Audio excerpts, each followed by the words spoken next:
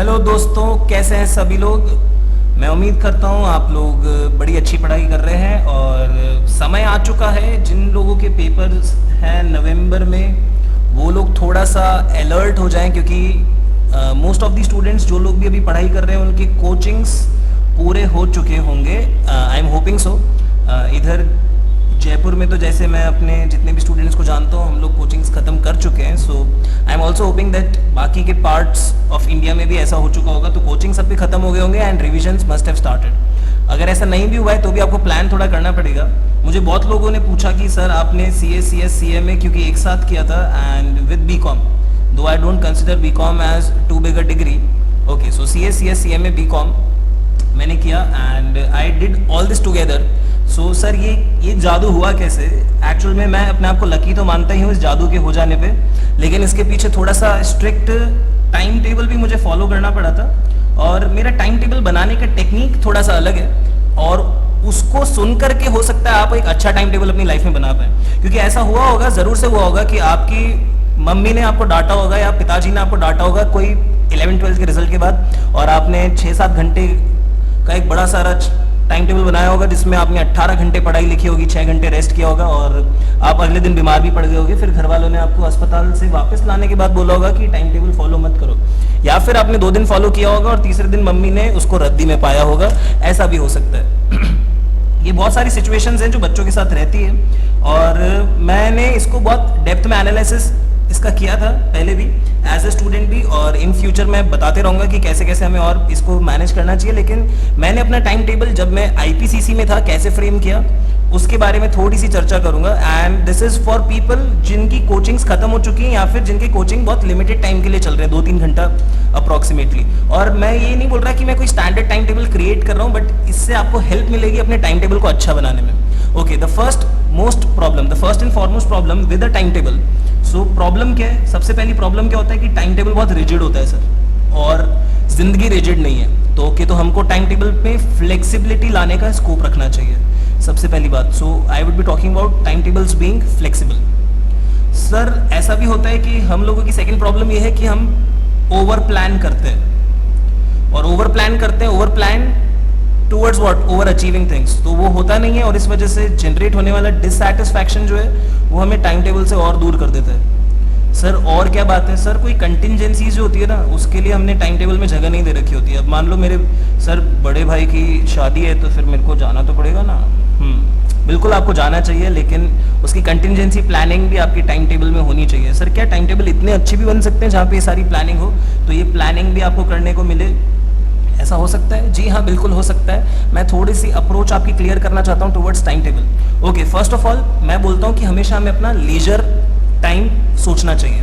तो मैं ऐसा मानता हूँ, और मैं जितना भी मैं बोल रहा हूँ उतना मैंने एक्चुअल में फॉलो किया था ओवर अ टाइम पीरियड। बाद में हुआ या नहीं हुआ उसके बारे में बाद में चर्चा करेंगे, लेकिन मैं ऐसा मानता हूँ कि जो लोग आपको बोलते हैं कि हम 16 से 18 घंटे एंड में पढ़े थे, ठीक है, या फिर आपको जो भी कोई इंसान है जो 14 आवर्स से ज्यादा बोल रहा है आपको कि वो पढ़ा था, मैं बोलता हूँ झूठ बोल रहा है वो, क्योंकि वो अपने इफेक्टिव आवर्स नहीं बोल रहा है। मैं बोलना चाहता हूँ 14 आवर्स एट मैक्स आप इफेक्टिव दे सकते हो, इससे ज्यादा आप अपनी लाइफ में कभी भी नहीं स्क्वीज आउट कर पाओगे। तो मैं ऐसा ही बोलना चाहता हूँ कि आप इतना ही समय निकाल लेंगे अगर, तो भी मेरे लिए बहुत होगा। तो मैं 16 से 18 घंटे का टाइम टेबल सजेस्ट नहीं करूंगा।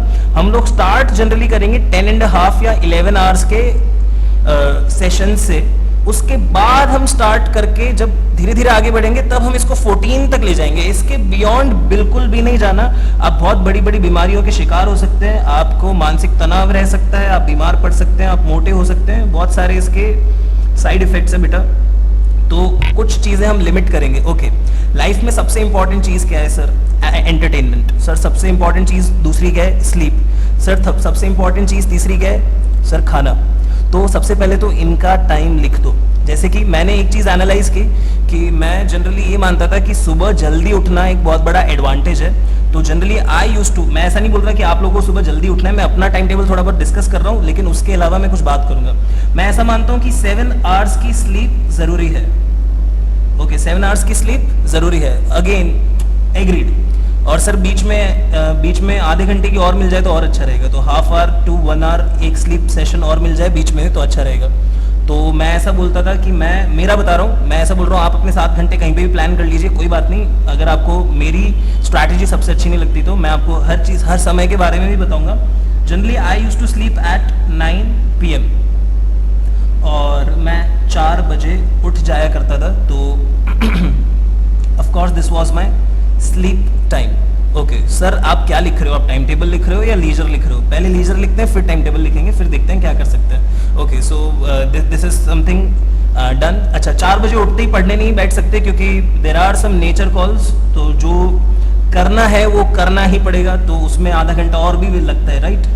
सो 4 AM to 4:30 मतलब ये आधा घंटा भी मेरा क्या जाएगा, वेस्ट ही जाने वाला है। So these are all what waste hours, मतलब मेरा लीजर है, ये कंप्लीट नहीं होगा, इसके बिना काम नहीं हो सकता अगेन, ठीक है। So it is very much necessary as well. Okay, so what I can do is, अब मैं थोड़ा पढ़ सकता हूँ। तो 4:30 AM to 7:30 AM मैंने कोई सब्जेक्ट उठा लिया। Generally I use to pick up accounts every alternate day and advance accounts the other alternate day. So generally मेरा ये ऐसा कुछ चांस रहता था, तो 3-3 घंटा रोज मैं ये सब्जेक्ट्स पढ़ता था। ओके, उसके बाद 7:30 मैं खेलने निकल जाया करता था। घर के पास ही में एक बैडमिंटन कोर्ट था, तो मैं 8:30 तक वहाँ ज़रूर खेलता था। थोड़ा सा जल्दी निकल लेता था वहाँ से कि 8:30 घर आ जाऊँ, तो I generally use to play. So this is also what, ये हम कुछ आवर्स काउंटिंग कर रहेंगे, ठीक है। बाद में मैंने बोला यहाँ भी लीजर आ गया। 8:30 आऊँगा तो तुरंत नहीं पढ़ सकता, मैं ये भी जानता हूँ। तो 8:30 to 9 वाला टाइम जो है वो भी थोड़ा सा मेरा वेस्ट होने वाला है। So this will be rest. Okay, अब क्या कर सकता हूँ, 2 घंटे फिर से पढ़ सकता हूँ। तो 9 AM से 11 AM मैंने क्या करा, 2 आवर्स पढ़ाई की। तो अभी पढ़ाई कितना आवर्स है, यहाँ पे 3 आवर्स आ चुके हैं और यहाँ पे मैं 2 आवर्स और लेके आ रहा हूँ, ठीक है। तो so there is 2 hours of study. So 3+2 अभी क्या टोटल चल रहा है हमारा, 5 घंटे। अगर आप सुबह 6 बजे भी उठते ना बच्चों, तो भी 11 बजे तक 5 घंटे पढ़ाई तो नहीं हो सकती, और ये पढ़ाई ज़्यादा इफेक्टिव भी होगी क्योंकि आप जब 4:30 बजे 4 बजे उठेंगे तो आपको घड़ी की आवाज़ भी सुनाई देगी। तो आप समझ सकते हैं कि माइंड का कॉन्सेंट्रेशन लेवल कितना इंक्रीज हो जाता है in the morning, because every of your sense can be focused into something which you want to. तो इसका मतलब प्लस सेकेंडली कोई डिस्ट्रैक्शन या डिस्टर्बेंस नहीं, मतलब आपका होने वाला है, आपकी होने वाले भी सुबह 4 बजे उठ के आपको गुड मॉर्निंग नहीं बोलेगी अगर आप उठ रहे हैं तो ये स्ट्रगल आप उठा लेंगे, तो वो नहीं उठेंगे, और जब वो उठेंगे तब आप जाग रहे होंगे और आप लीजर होगा, आपका लीजर टाइम होगा, प्ले टाइम, कोई सी लोगों का लीजर टाइम होगा, तो आप आराम से अपने सामने वाले इंसान को गुड मॉर्निंग वगैरह विश भी कर सकते हैं। तो इस 1 घंटे का भरपूर इस्तेमाल कर सकते हैं, और ये रेस्ट वाला टाइम भी आप यूज कर सकते हैं। So 1.5 hours you have to play with, right. Okay, 9 to 11 फिर से 2 आवर्स। और जनरली मैं इसमें कोई ऐसा सब्जेक्ट जो मुझे थियोरी में वीक लग रहा हो तो मैं ऑल्टरनेटिव डे लॉ और ऑडिट पढ़ लिया करता था। ये मैं IPCC का बता रहा हूँ मेरा। आप लोग अपने हिसाब से प्लान कर सकते हैं, अपने शेड्यूलिंग के हिसाब से। ओके, उसके बाद 11 बजे अगर मुझे नहाना है तो नहाने में भी टाइम तो लगेगा दोस्तों। तो 11 से 11:30 मान लो, मैं क्योंकि नहाने में ज़्यादा देर नहीं लगा था तो एट मैक्स में हाफ एन आवर ले रहा हूँ, लेकिन मुझे शायद 15 मिनट लगते होंगे मुश्किल से। Okay, so this is my bathing time. So this is also rest sort of a thing. And उसके बाद मैं 1 घंटा और पढ़ूंगा। सो 11:30 से 12:30 मान लो मैंने क्या करा, ITSM पढ़ लिया। Now what will happen sir, और क्या करोगे? अब 12:30 से लेकर के, ठीक है, मैं 2 बजे तक, ठीक है, या फिर से आई वुड से 1:40 तक, मतलब 1 घंटा और सो लंच भी कर लूँगा, और प्लस जो मैंने आधे घंटे का रेस्ट प्लान किया था, बीच में मैंने बोला था आपको मैं हाफ एन आवर्स का और रेस्ट दूंगा apart from 7 hours sleep, that also I will be able to do. Okay, so ये भी मैं कर रहा हूँ। तो अभी तक मैंने कितना, और अभी यहाँ पे कितना आया, +1 आवर और आया। सो 3 + 2 एंड +1, तो 3 to 1 6 आवर्स हम पढ़ चुके हैं। ओके, और उसके बाद हमारा दिन 1:40 तक आ चुका है। मैं लंच कर चुका हूँ, रेस्ट भी कर चुका हूँ, so I have slept a bit, तो मैं अभी थोड़ा सा फ्रेश भी फील कर रहा हूँ। अब मैं 1:45 पे एक पेपर पिक कर लूँगा और मैं 5 बजे तक इस पे वर्क करूँगा। So I would be taking a subject between 1:45 to 5 PM। ये बहुत ही क्रूशल टाइम है, क्योंकि इसी टाइम पे आपके एग्जाम होने हैं और जनरली हमारी लेथार्जी की हैबिट भी इसी टाइम में डेवलप होती है. So this is the most crunch situation जो आपको मालूम होनी चाहिए कि इस टाइम पे दिमाग घोड़े की तरह दौड़ना चाहिए. और दिमाग कब दौड़ेगा? जब आपने उसको रोज इस एग्जीक्यूशन में डाला है. तो क्योंकि अब आपकी ट्यूशन वगैरह खत्म हो चुके हैं और आप घर पे हैं, तो आप ये चीज पे ध्यान दें कि हम इस समय को बिल्कुल भी बर्बाद ना करें. तो generally the topics that I used to do in this time was what? Tax या फिर कॉस्ट एफएम. तो जनरली मैं टैक्स और कॉस्ट एफएम को इसी में प्लान कर लिया करता था. Again we have what somewhat से 3 hours again. So 3 + 3 + 3 is 9 hours. ठीक है, मैं 5 बजे तक 9 घंटा पढ़ चुका हूँ शाम में. और क्या चाहिए? 9 बजे मुझे सोना है तो 8 बजे खाना भी खाना है. तो 8 से 9 भी फ्री रखा है, तो खाना खाऊंगा और लोगों को जिन जिन को मुझे गुड नाइट बोलना है वो 8 से 9 में बोलूंगा. लेकिन स्टिल मेरे पास कुछ टाइम बचेगा. कोई बात नहीं, चलो लेट्स सी क्या करना है उस टाइम का.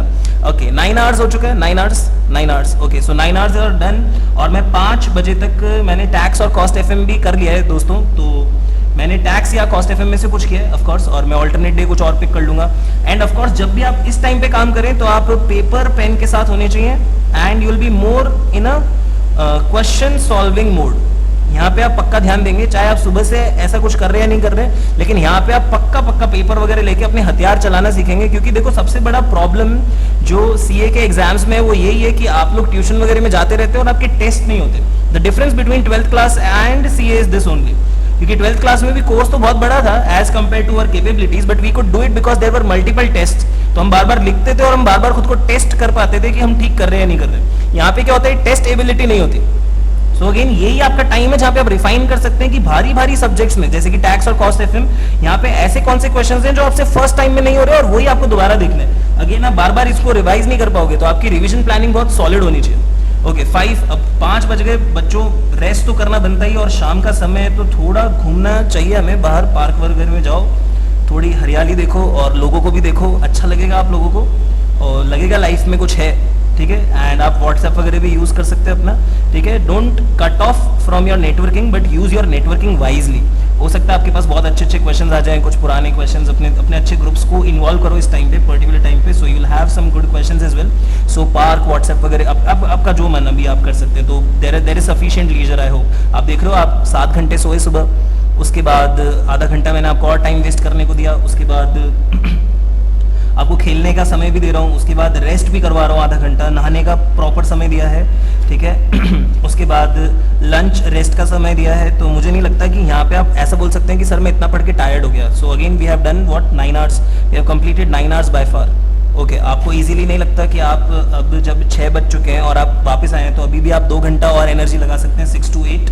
सो 6 to 8 में जिन लोगों के सब्जेक्ट्स बहुत अच्छे से थरोली उन्होंने रिवाइज भी करे थे करते टाइम, वो ठीक है, वो अपना अदरवाइज रिवाइज भी कर सकते हैं. ठीक है, तो यहाँ पे आप अपना रिवीजन कर सकते हो डेली बेसिस का, या फिर आप कोई अगर ट्यूशन चल रहा है तो होमवर्क कर सकते हैं, या फिर आप ऐसी चीज़ें कर सकते हैं जो आपको लगता है ठीक होगा पढ़ना. यहाँ पे और भी कुछ देखो, मैंने ITSM लॉ और ऑडिट को तो पक्का कवर कर लिया है. तो हमारे प्रैक्टिकल सब्जेक्ट में क्या बचा? अकाउंट्स, एडवांस अकाउंट्स हो गया, टैक्स, कॉस्ट एफएम भी मैंने कवर करा है इधर. तो जो भी कुछ बच गया है वो आप इधर लेने की कोशिश कर सकते हैं. So that would be the advice. Majorly हर दिन एटलीस्ट 4 सब्जेक्ट्स तो होना ही चाहिए, इसी वजह से, क्योंकि आपको समझना पड़ेगा कि ऐसा नहीं होता कि एग्जाम में सारे टॉपिक्स टेस्ट होते हैं, और टॉपिक्स जो टेस्ट होते हैं वो मुश्किल से 40% ऑफ द कोर्स होते हैं. तो अगर आप ज़्यादा कोर्स एक ही सब्जेक्ट का करेंगे और उसमें 15-20 दिन निकाल देंगे तो सफिशिएंटली मार्क्स ज़्यादा कवर नहीं कर पाएंगे. लेकिन आप बहुत सारे में से इंपॉर्टेंट पढ़ रहे हैं, अगर 4 सब्जेक्ट आप रोज पढ़ रहे हो, चारों की इंपॉर्टेंट चीज़ें पढ़ रहे हैं, तो मार्क्स वाइज आप शायद 4 गुना से भी ज़्यादा मल्टीप्लाई हो रहे हैं. दैट इज वाई मैं बोलूंगा कि सब्जेक्ट हमेशा क्वांटम में ज्यादा पढ़ने की कोशिश करें, वो अच्छा रहेगा, बेटर रहेगा आपके time table wise. So revision homework 6 to 8. So 6 to 8 again can be a study slot. और मैं 8 से 9 बोल रहा हूँ आपको क्योंकि आपको 9 बजे सोना है, तो अगेन आपको रेस्ट तो करना ही पड़ेगा. So this +2. ठीक है, तो मेरे पास 11 घंटे शुरुआत में मुझे मिलना स्टार्ट हो जाएंगे. सर अच्छा, अगर शादी पार्टी वगैरह हो जाए तो क्या करना चाहिए? आपको हमेशा अपना संडे एम्प्टी रखना चाहिए, क्योंकि पूरे दिन में ऐसी चीज़ें ज़रूर होंगी शुरुआत में, क्योंकि शुरुआत में कॉन्सेंट्रेशन लेवल लो होता है जब हम स्टार्ट करते हैं पढ़ना. तो शुरुआत में टाइम टेबल से एडजस्ट होने में 10 दिन लगेंगे, इसलिए मैं बोल रहा हूँ अभी से जो लोग स्टार्ट करेंगे बहुत अच्छा एडजस्ट हो पाएंगे. तो संडे को हमेशा क्या रखना? वेकेंट रखना. अगर आपका मंडे टू सैटरडे अगर आप सारा काम ईमानदारी से कर पा रहे हो तो आप संडे वेकेंट रखो और आपका जो मन वो कर लो, प्रोवाइडेड कि 7 घंटे तो पढ़ना ही, इससे ज्यादा मत पढ़ना. संडे को लीजर रखना अपना. अगर ऐसा नहीं होता तो आप क्या करना?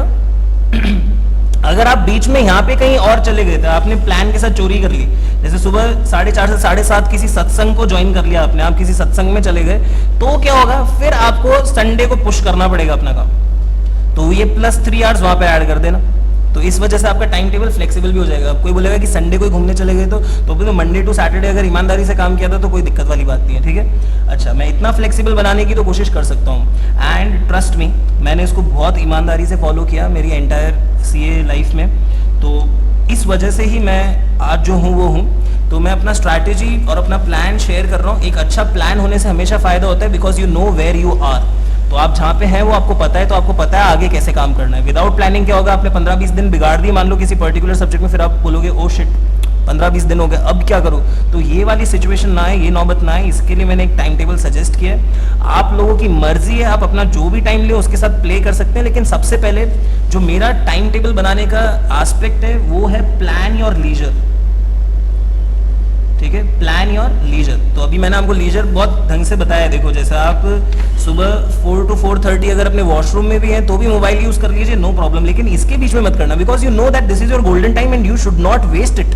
सबसे इंपॉर्टेंट बात ये, तो आपकी इफेक्टिव स्टडी ज्यादा निकलेगी। कई लोग क्या करते हैं, सुबह उठ गए, वॉशरूम में भी बुक ले गए, फिर बाहर आ रहे तो भी बुक है, मोबाइल भी साथ में चल रहा है। तो ऐसे लोग क्या बोलते हैं, हम बोलते हैं 18-19 घंटे पढ़े, लेकिन इफेक्टिव स्टडी 10 घंटे का भी नहीं आता। इनका 10 घंटे का भी इफेक्टिव स्टडी आ जाए ना, तो मतलब मैं अपनी डिग्री भी सरेंडर कर दूंगा, मैं ऐसा बोलता हूँ, ठीक है। तो ये बात समझना कि इफेक्टिव आवर्स आने जरूरी है। मैं जो आपको लेके जा रहा हूँ वो इफेक्टिव आवर्स पे। यहाँ पे भी आप खेल लिए, यहाँ पे भी आप अपना व्हाट्सएप वगैरह सब यूज करें, लेकिन इधर आप ध्यान दें, ठीक है। मैं कुछ ऐप के बारे में भी बताना चाहूंगा। एक ऐप है बच्चों, फोकस लॉक, एंड्रॉइड पे बहुत इजीली मिल जाएगी। तो फोकस लॉक, जिनके पास भी एंड्रॉइड फोन्स हैं, वो फोकस लॉक नाम की ऐप डाउनलोड कर लें और वहाँ पे टाइमर सेट कर सकते हैं। So what you can do is you can select your apps, और आप इन टाइम पे उन ऐप को खुला रखो, और इस टाइम पे इन टाइम्स पे से इस टाइम पे इस टाइम पे इस टाइम पे इस टाइम पे इस टाइम पे, ठीक है। तो ये जो 4-5 टाइम स्लॉट्स हैं आपके, इसमें इन ऐप्स को आप क्या रखो, बंद रखना, बिल्कुल बंद। मतलब इसमें आप लॉक लगा देना तो ऐप किसी भी प्रकार से नहीं खुलेंगे, तो आपका व्हाट्सएप वगैरह सब बंद हो जाएगा। सबसे बेस्ट तरीका यही है कि मोबाइल का अच्छा इस्तेमाल करना। देखिए, आपको टेक्नोलॉजी का इस्तेमाल करना तो पड़ेगा, क्योंकि आजकल बहुत सारी चीजें, बहुत सारे अच्छे क्वेश्चन फेसबुक वगैरह पे भी पोस्ट होते हैं, बहुत अच्छे ग्रुप्स बने हुए हैं, तो उधर भी जाना पड़ता है। आपको यूट्यूब भी चलाना रहता है मेरे लेक्चर देखने के लिए भी, तो वो बात अंडरस्टूड है। लेकिन अगर आप उसको सही टाइम पे स्विच ऑन और स्विच ऑफ करना जानते हैं तो आप उसका बेस्ट एडवांटेज उठा पाएंगे। सी, जब भी टेक्नोलॉजी में कुछ इन्वेंट होता है उसके मिसयूज के बारे में नहीं सोचा जाता, मिसयूज हम लोग री इन्वेंट करते हैं, ठीक है। तो आप समझें कि इसका मोस्ट प्रोडक्टिव आउटकम निकालें। और मैं ऐसा नहीं बोल रहा कि अपनी सोशल लाइफ को किल कर दें, मैंने आपको सफिशिएंट टाइम दिया है। अगर मैं सिर्फ आपको 11 घंटे पढ़ने को बोल रहा हूँ और मैं बोल रहा हूँ इतना सब कुछ कवर भी हो रहा है और अच्छा भी हो रहा है, ठीक है, धीरे धीरे आप इसको 11 से कहाँ पे लेके जाने की कोशिश करेंगे, 13 to 14। और अगर इसके बियॉन्ड आप नहीं पहुंच पा रहे तो कोई चिंता की बात नहीं है, still you can get ranks, still you can do tremendous work. लेकिन पेपर सॉल्विंग एबिलिटी जरूर यहाँ पे रखना, जिसकी वजह से आपको सबसे ग्रेट फायदा होगा। इसका पक्का 10 मार्क्स का फर्क आता है हर पेपर में, जो इंसान इधर इस वाले टाइम को ढंग से यूटिलाइज करता है। So this is my core advice to everybody. और अगर आपको अच्छा लगे तो ठीक है, मुझे बताना कमेंट करके कि अच्छा लगा। अगर खराब लगे तो most welcome, I would also want to take your advice on it. तो आप मुझे भी सजेस्ट कर सकते हैं कि क्या अच्छी चीज़ें और हो सकती है, तो मैं आगे अपने स्टूडेंट्स को और अच्छी बातें बताऊंगा। आपके पास अगर मेरे से कोई बेहतर चीज़ है तो आप प्लीज़ उसको फॉलो कीजिए। मैं आपको फोर्स नहीं कर रहा, मैं तो बता रहा हूँ कि जो मैं आज यहाँ तक बना हूँ और एक साथ बन गया, तो उसके लिए मैंने ये फॉर्मूला यूज़ किया था। और मैं कभी नहीं मानता कि इससे ज़्यादा आपको पढ़ना चाहिए या इससे ज़्यादा आपको पढ़ने की ज़रूरत पड़नी चाहिए। ओके, सो और भी कोई हेल्प चाहिए हो बच्चों तो मुझे आप मैसेज कर देना, फ़ोन कर देना। अगर आपको खुद के टाइम टेबल को लेकर कोई इशू आ रहा हो, या फिर आप अपने टाइम टेबल बना के मुझे मैसेज कर सकते हैं, मैं देख लूँगा कि वो कितने अप्रोप्रिएट हैं और कितने ठीक हैं। और अपने सब्जेक्ट्स को लेकर भी डिस्कस कर सकते हैं कि कौन सी 60% टॉपिक्स ऐसे हैं जो आपको पहले पढ़ने चाहिए और कौन से 40% टॉपिक्स ऐसे हैं जो अगर आपने मिस कर दिए या कम भी पढ़े तो भी एग्जामिनेशन में आप 80-85% पेपर को बहुत अच्छा कर पाएंगे। अगर आप मुझे कमेंट बॉक्स में बताएंगे कि आपको ऐसे कौन से सब्जेक्ट्स में डाउट है, तो मैं उनके लिए भी ऐसे कुछ वीडियोस बनाऊंगा जो कि एग्जाम वाइज आपको बहुत